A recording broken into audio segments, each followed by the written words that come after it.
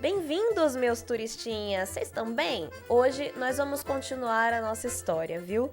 E eu vou começar com uma curiosidade. Momento curiosidade! Vocês sabiam que Jandira, além de ter influência italiana, portuguesa e americana, também possui uma grande influência japonesa? Inclusive, a gente tem uma cidade irmã lá no Japão. Eu sou Helena Parolini e este é mais um Coração Paulista, Jandira, Cidade Favo de Mel.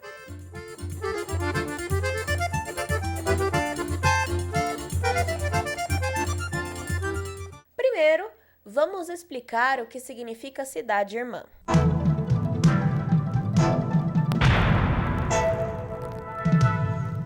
O termo cidade-irmã refere-se a uma parceria formal entre duas cidades de países diferentes para promover amizade, intercâmbio cultural, educacional, social e econômico. Essa prática começou após a Segunda Guerra Mundial, com o objetivo de reconstruir a paz mundial por meio de conexões diretas entre as populações civis, fortalecendo o entendimento entre culturas distintas.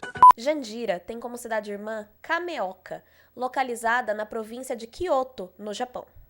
Essa parceria foi firmada em 1985, marcando décadas de intercâmbio e cooperação entre as duas comunidades. Desde então, Jandira e Kameoka têm realizado visitas oficiais, atividades culturais, eventos comemorativos e projetos educacionais para fortalecer essa união. Outro elo importante da relação de Jandira com o Japão é a presença da Oomoto do Brasil. Meu nome é Paulo Takeshi Fujimoto, sou missionário da Oomoto do Brasil e atualmente sou diretor religioso administrativo daqui da sede da Oomoto para a América do Sul. A Oomoto é uma religião. Ela nasceu no Japão em 1892 por revelação divina.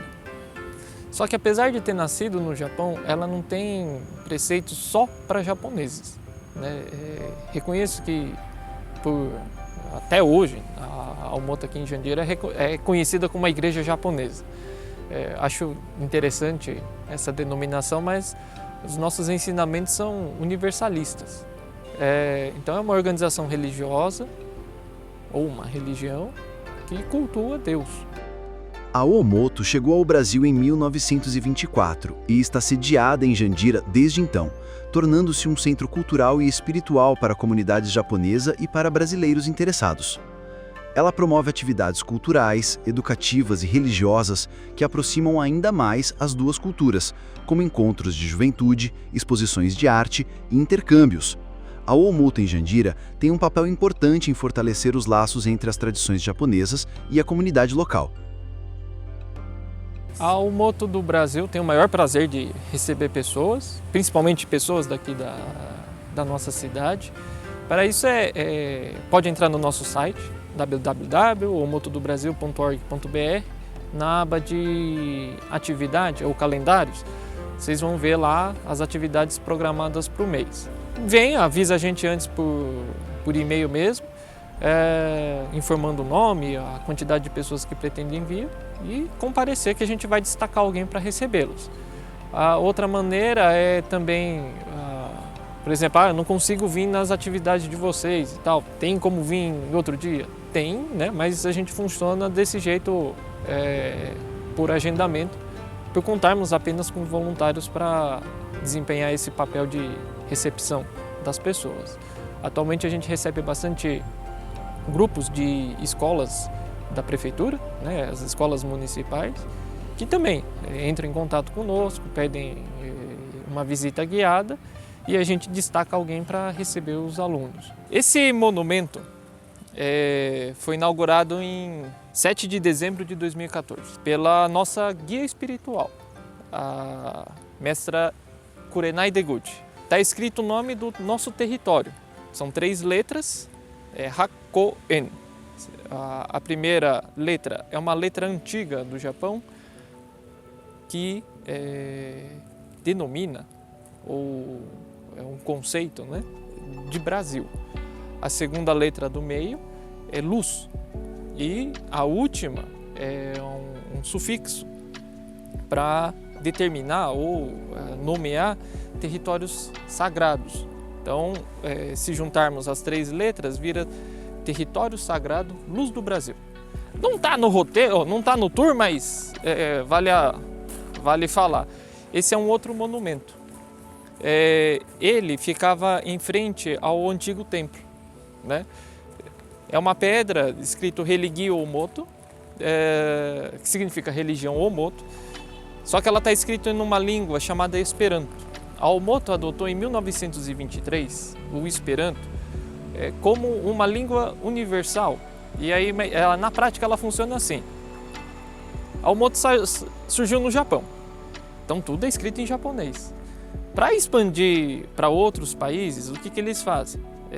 Desde 1923, tem gente estudando Esperanto, falando Esperanto, então eles liam as obras em japonês, os japoneses, né? Traduziam em Esperanto e do Esperanto eram traduzidas para outras línguas. Então ela serve de uma maneira bem simples, assim, uma língua ponte para outras línguas dos nossos ensinamentos. O movimento esperantista no mundo reconhece tanto esse vínculo ou essa força que a Omoto faz na divulgação do Esperanto, que eles têm um prêmio chamado Prêmio Unisaburo, e é o nome do nosso cofundador. Então, todo ano, eu acho, eles pegam os principais projetos de esperantistas e premiam com esse prêmio, o Prêmio Unisaburo. A gente está agora aqui no nosso jardim, ou parte do nosso jardim, e tem essa casinha, que a gente chama de casinha, mas o nome certo dela é Azumaya, é uma casa de chá. É feita num estilo de casas de chás japoneses. Então tem esse caminho de pedra que os visitantes vêm, esperam nessa área, continuam o percurso e ali onde que faz uma bifurcação, a pessoa lava a boca, lava as mãos, né? E entra onde vai ser oferecido a casa de chá, a tigela de chá. Esse jardim ele foi concluído e inaugurado em 5 de outubro de 2010 pela nossa guia espiritual, que ela veio para o Brasil também em 2010. E é um antigo sonho dos adeptos da Omoto daqui do Brasil ver esse jardim concluído. E aqui, onde a gente está agora, era onde ficava a entrada, mais ou menos a entrada do antigo templo. Então aqui tinha uma pedra para lavar a mão e a boca para entrar no templo, e onde está essas árvores estava aquela pedra que eu mostrei para vocês agora.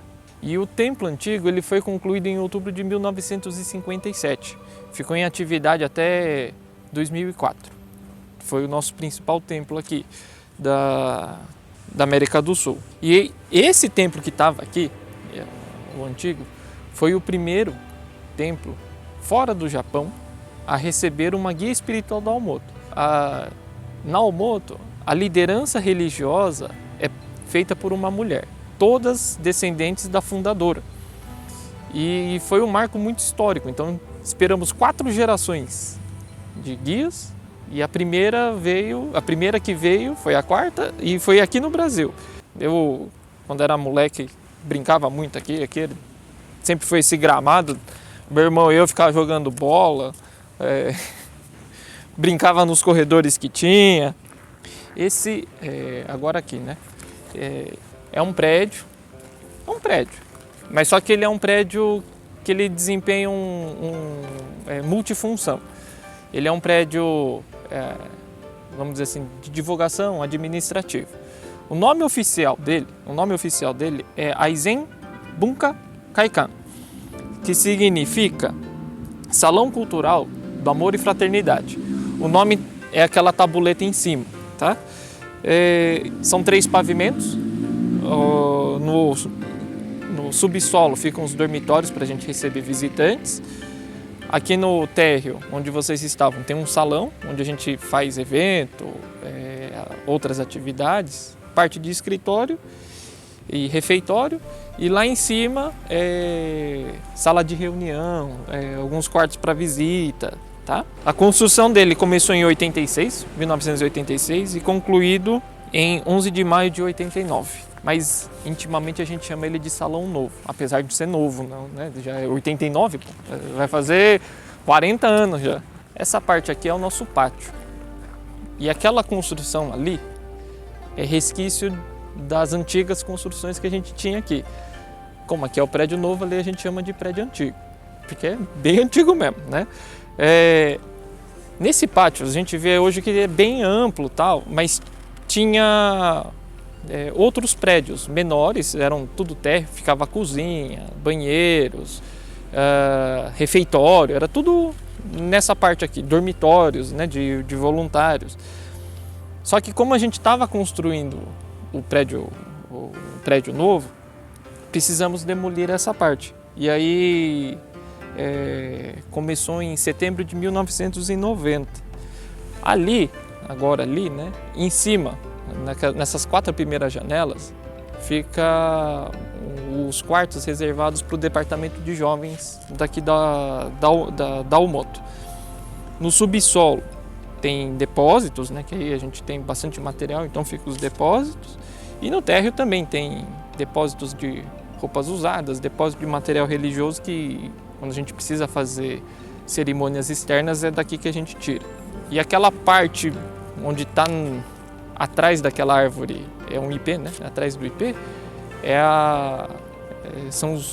um prédio, vamos por assim, é um prédio destinado para receber a guia espiritual. Foi concluído, foi reformado, na verdade, para receber a 4ª guia espiritual. Só que aí depois, quando ela veio, né, visitou, ficou, ela falou, puxa, mas a gente fala Mottainé, é meio que um desperdício de espaço tão bonito só para receber guia. Então usem. Então ela permitiu o uso. Então a gente recebe, quando vem visitas, né, e aqui está cheio, eles se acomodam lá.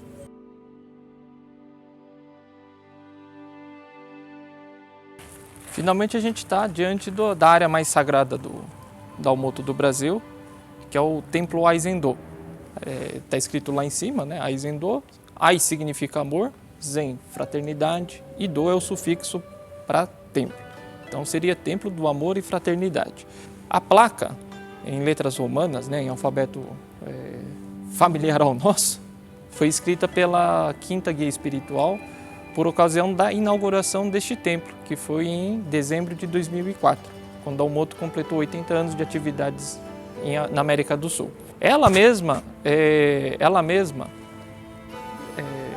quis escrever dessa forma e não em letras japonesas. Ela mesma falou, não, eu quero escrever com o alfabeto de vocês, o nome do templo de vocês.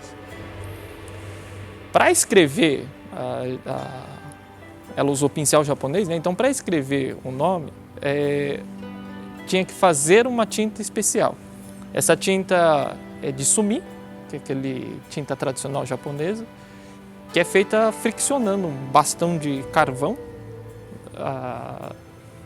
na água mesmo, assim, na força humana, na força bruta mesmo. Eu lembro que a gente eu não fiz essa atividade porque na época eu estudava, mas eu lembro que foram 6 pessoas que ficaram o dia inteiro para produzir o equivalente a um copo de requeijão, 250 ml, no muque. Aí ela falou assim, nossa, dá para sentir a força de vocês aqui, né? A dedicação de vocês nessa tinta. Então ela escreveu com muito cuidado, muito respeito o nome do templo. E como sobrou tinta, ela falou assim, não vou jogar fora, né? Então me dê. Aí ela produziu um monte de presente, que são caligrafias, são nomes. Ela deixou e virou parte do nosso arquivo histórico artístico. É uma construção que tem características bem asiáticas, orientais, mas só que ele foi projetado totalmente por brasileiro, né? Um omotano brasileiro, que já foi diretor e tal, e tudo foi desenhado especialmente para ele. A única parte que ele mandou a medida lá para o Japão foi o altar. É costume. Aí vocês sintam à vontade, antes da gente entrar a gente sempre faz uma reverência.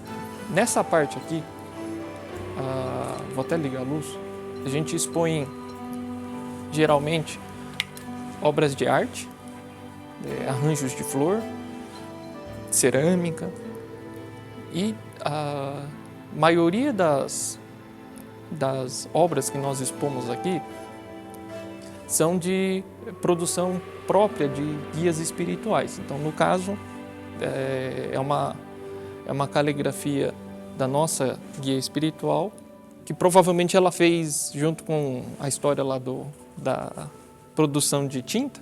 Está escrito Dia Lumum, que significa luz divina. E ela assinou como Helena, que foi um nome que ela ganhou dos jovens brasileiros. Criou-se lá na década de 90 um costume, quando a gente recebe jovem brasileiro, ou jovem japonês, os jovens brasileiros batizarem com o nome brasileiro.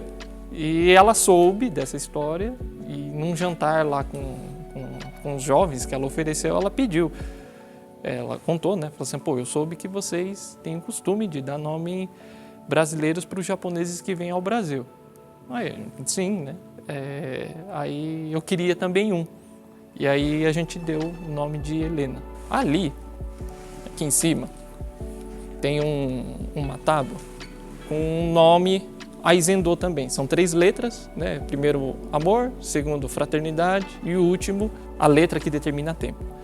Essa placa foi escrita pela 4ª Guia Espiritual. Então tem a placa escrita pela 5ª Guia Espiritual com letras, com o nosso alfabeto, e aqui dentro já com o alfabeto japonês.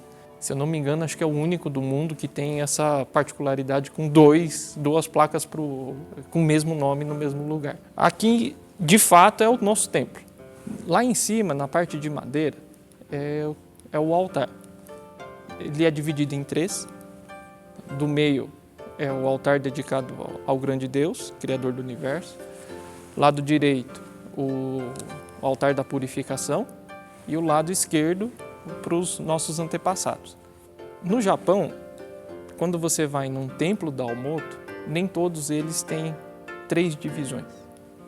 Na maioria deles são 2. Então tem o altar de Deus e o altar da purificação. No Brasil temos o do altar dos antepassados pela distância, né, que temos entre Brasil e Japão. Viram aqui uma janela direta para lá. Então, quando você reza aqui, é como se você estivesse rezando lá.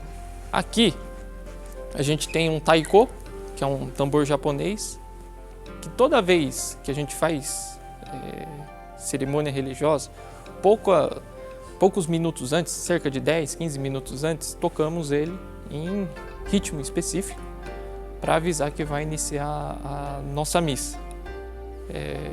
Ele tem um sentido, né, de despertar, motivar e avisar que vai iniciar a missa. Então é um nosso sinal. E assim acho que conseguimos matar ou encerrar, né, um tour básico aqui, rapidão com vocês. E é aqui que terminamos o episódio de hoje. Não se esqueça de curtir, comentar, compartilhar, se inscrever no canal e acompanhar os próximos episódios de Coração Paulista, Jandira, Cidade Favo de Mel.